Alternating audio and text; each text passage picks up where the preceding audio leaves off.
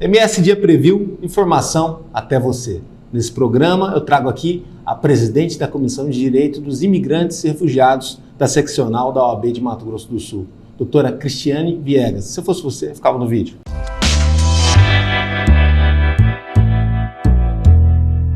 Seja bem-vinda, tema muito importante e infelizmente muito atual, né? Claro que o fluxo de refugiados saindo de vários lugares, vindo para o Brasil, que é um lugar muito receptivo, muito humano, ele sempre acontece. Mas parece que a gente está tendo mais motivos ao redor do mundo aí para que esse fluxo exista de uma maneira mais intensa. Visto o que aconteceu com a Venezuela recentemente, um pouquinho antes era a situação do Haiti, né? Até dos palestinos, que ali a coisa não para, né? Vindo em grande número aqui para o centro-oeste brasileiro. E agora a gente tem até a situação de ucranianos. Seja bem-vinda, doutora. E queria que você falasse um pouquinho de como que funciona esse trabalho da Comissão de Direitos dos Refugiados da OAB, aqui de Mato Grosso do Sul. Na verdade, nossa comissão ela trabalha para todos os imigrantes, né, que vêm de fora do Brasil, por isso que a gente chama de imigrantes, a gente tem essa diferença, né? E refugiados. Os refugiados, na verdade, todo refugiado é um imigrante, mas nem todo imigrante é um refugiado. O refugiado é aquele específico que está nas situações de grave crise econômica, guerra, climática também, que é o caso do Haiti. A Venezuela é o caso da econômica que a gente citou, guerra, Palestina, Ucrânia, são todos considerados refugiados. Então, eles também são imigrantes. Mas a nossa comissão atende todos os imigrantes além dos refugiados. No caso, uma pessoa que queira vir de Portugal, morar aqui também, a gente também atende. É legal que intermedia, né? Intermedia. A OAB ela trabalha muito pela cidadania. Nesse caso, o apoio dessa comissão e de tantas outras é para que essa pessoa se sinta um cidadão no Brasil. Um cidadão, uma cidadã, no caso. Sim. Porque desde a questão de documento até a ambientação, no caso. Saber os direitos que ele tem. Sim, todos os direitos que alcança aquele imigrante, assim como os brasileiros. Nós atendemos a nossa comissão, por exemplo, causas cíveis, causas trabalhistas, que nós atendemos especificamente os imigrantes, mas as nossas ações que a gente atende são trabalhistas.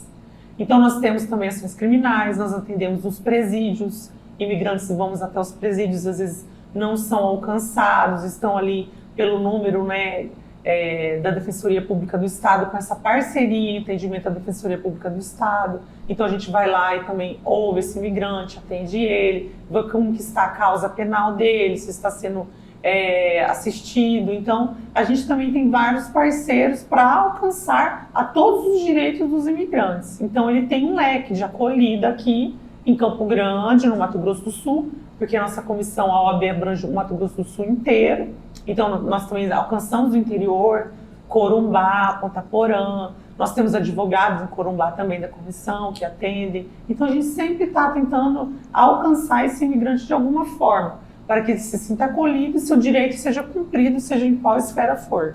E existe também, de certa forma, a gente está falando desse suporte ao imigrante, né? Mas também, no caso de brasileiros que estiverem fora e tiverem algum problema, é para essa comissão também que acaba chegando a notícia de alguma situação ou não, ou acaba tendo uma outra comissão da OAB para isso. E já chegaram dúvidas para nós também de brasileiros. Que é normal, né, também. Vai para lá, chega num outro país, é outra lei, é outras situações. Sim, mas nós precisamos diferenciar os termos. Por exemplo, os imigrantes são os que vêm de fora, que é o que a nossa comissão atende especificamente. E tem o emigrante. O emigrante é esse brasileiro que sai e vai morar nos Estados Unidos, em Portugal, vai tentar uma vida. Esse é o emigrante. Aí é uma situação de embaixada, no caso. É uma situação diferenciada, ela não alcança a nossa comissão. A nossa comissão é especificamente para pessoas que vêm de fora do país, de outra nacionalidade que não seja brasileira. Porque no caso, se for um brasileiro, ela alcança a Defensoria Pública do Estado ou a Defensoria Pública da União, quando é casos assim, internacionais, mais a DPU. Bom, com essa situação do Oriente Médio, né, você tem... a gente tem a contingência de vir em várias pessoas, né? Vem em grupos e muitas vezes a pessoa nem escolhe para onde ela vai ficar, né? Porque envolve toda uma estruturação que é feita às pressas, né? Naturalmente, há famílias que são até divididas, né? E o Brasil a gente sabe quanto que é grande, né? Então é complicado a mãe ir para o Mato Grosso do Sul, o pai ir para o Rio de Janeiro, o outro ir para o Norte. Então existe também assim todo aquele trabalho para que um dia essa família esteja junto. A OAB também ela faz algum intercâmbio para essas pessoas, para que elas não se despreendam. Como funciona isso? Porque o sonho do imigrante, no fundo, é um dia voltar também para sua terra. Apesar disso, às vezes, no momento não ser possível, né? Como funciona isso? Nós trabalhamos com diversos parceiros, a gente chama Rede Estadual de Integração. Que legal. Quando tem uma família separada, a gente já aciona o Estado, que é a SEAD, né, Secretaria de Direitos Humanos. Ela tem um atendimento jurídico também específico, de orientação, na verdade, pelo CAD, que é o Centro de Atendimento aos Direitos Humanos da SEAD. Então, ele encaminha esse imigrante, no caso, para a Defensoria Pública do Estado, ou no caso, a Casa de Passagem, ou a própria Prefeitura, que vai colocar no sistema de acolhimento, nas casas de passagem, casas de acolhida que tem em Campo Grande. Então, a gente sempre está com esse elo, essa parceria da rede estadual, para poder, no caso, não separar essa família, como você falou. A gente sempre está destacando esse serviço de imediatismo, porque nós, com essa rede de integração, a gente consegue resolver que não seja burocraticamente, que a gente sabe que demora. Por exemplo, nós recebemos uma família com 7 venezuelanos, nessa mesma situação, que estavam dormindo no antigo CETREM. E eles não queriam ser separados, porque tinham crianças. Então, eles, por opção, resolveram sair do CETREM e dormir numa lona na frente da rodoviária em Campo Grande. Nós acionamos a Prefeitura, a Subsecretaria de Direitos Humanos, e eles conseguiram acolher toda essa família na casa de passagem, para que eles não ficassem separados nem na rua, né, que eles não queriam dormir separados. Então, a gente vai resolvendo com essa rede de integração estadual. Esse serviço, esse trabalho da OAB aumentou expressivamente a demanda nos últimos anos, né? Isso se deve... Por que as pessoas buscam o Brasil? A gente é realmente um país de braço aberto, a Constituição favorece, as leis daqui são mais fáceis de serem entendidas. O que determina muito isso? Eu sei que também existe um trabalho de diálogo com essas pessoas, né? Até para poder entender o que as trouxe para cá, né? E nem sempre, às vezes, acaba sendo uma coisa sistematizada, infelizmente, né? Da embaixada do país, trazer para cá de uma forma organizada, acomodada, né? Ainda mais quando é um fluxo de muita gente, né? Nós temos aqui no Brasil, na verdade, essa abertura de acolhida humanitária. Nós começamos, por exemplo, nós temos um exemplo... uma marca nossa. Uma marca nossa. Você sabe que o Brasil é um país acolhedor. Mas, além disso, as políticas aqui são abertas ao imigrante. Nós temos hoje a lei mais recente de 2017, que acolhe os imigrantes, que a gente chama de Estatuto do Imigrante, né? Foi reformulada, a antiga era de 1997. Então, nós temos essa normatização do governo federal por esta lei. E, além disso, nós temos as acolhidas das portarias, que são o que o governo federal expede, acolhendo monetariamente todas essas pessoas, como, por exemplo, os afegãos que nós tivemos. Sim. Né? Foi um case de sucesso, né? Foi um grande sucesso, foi uma portaria de acolhida humanitária, inclusive em Campo Grande aqui. Nós recebemos 11 afegãos o ano passado, junto com a Associação Islâmica, OAB, Associação Islâmica. Cuidamos desses afegãos, hoje eles não se encontram mais em Campo Grande, eles estão em Bauru, nós encaminhamos através de uma ONG de São Paulo, que nós somos contactados. Acolhemos por quê? Porque eles se sentem acolhidos através da portaria de acolhida humanitária expedida pelo governo federal.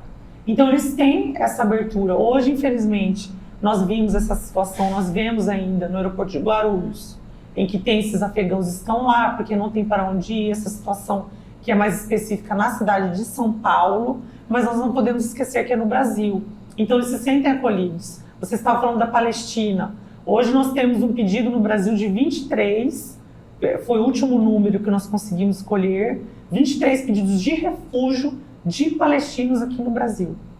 É um número baixo. Depois dessa guerra, um número baixo ainda. Ainda. Porque a guerra recém começou, né? Sim. Então faz pouco tempo nós ainda temos 23. E com números expressivos, né, doutor? Lembrando que assim, a primeira disputa territorial deles aqui no século passado, depois da criação do Estado de Israel, 15 mil mortos, né, do lado palestino. E agora já são 4.500, né, no momento que a gente está gravando essa entrevista. Sim. Ou seja, E é só o começo de uma briga que parece que vai longe, né? Infelizmente, muito longe pelo que parece. Mas assim, o Brasil tem esse favoritismo de acolher as pessoas, por isso que eles se sentem e vêm para cá, né? E a gente assim fica feliz porque nós podemos alcançar o nosso trabalho voluntário, que é para esse imigrante, porque ele precisa, imagine, sair da própria casa, desconhecida, muitas vezes sem documentação, que nós encontramos os venezuelanos, bem sem documento nenhum, sem certidão de nascimento, sem documento de identidade. Movido pelo desespero. Pelo desespero econômico, que no caso da Venezuela é econômico, no caso da Palestina é guerra, no caso do Haiti é o climático, que veio pelo terremoto em 2010. Bom, de tantas comissões da OAB, né, são mais de 30, você acabou escolhendo essa e acabou sendo laureada aí como presidente dessa comissão que é tão importante. O que te levou para essa área? Se antes você já trabalhava com isso?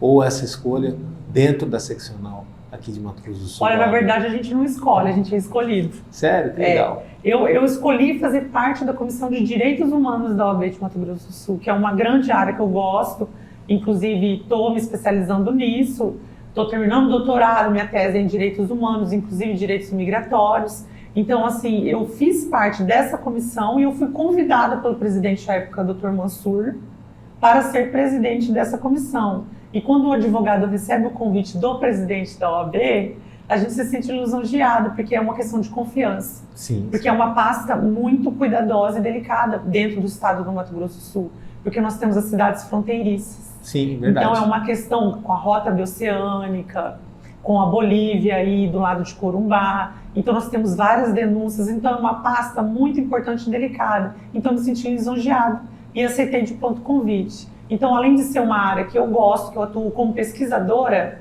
é uma área também dessa função que eu, às vezes, também advogo no direito internacional relativo à naturalização, enfim. Te ajuda a se integrar mais com aquilo que você já estuda, né? Isso. E esse intercâmbio, por exemplo, com relação, a gente falou do tamanho do nosso país, sobre esse assunto com outras seccionais da OAB, existe algum tipo de congresso, encontros regulares, ou até... Hoje, depois da pandemia, intensificou bastante isso, né? Fazer tudo pelo Zoom ali e tal, de vocês conversarem sobre essas situações, né?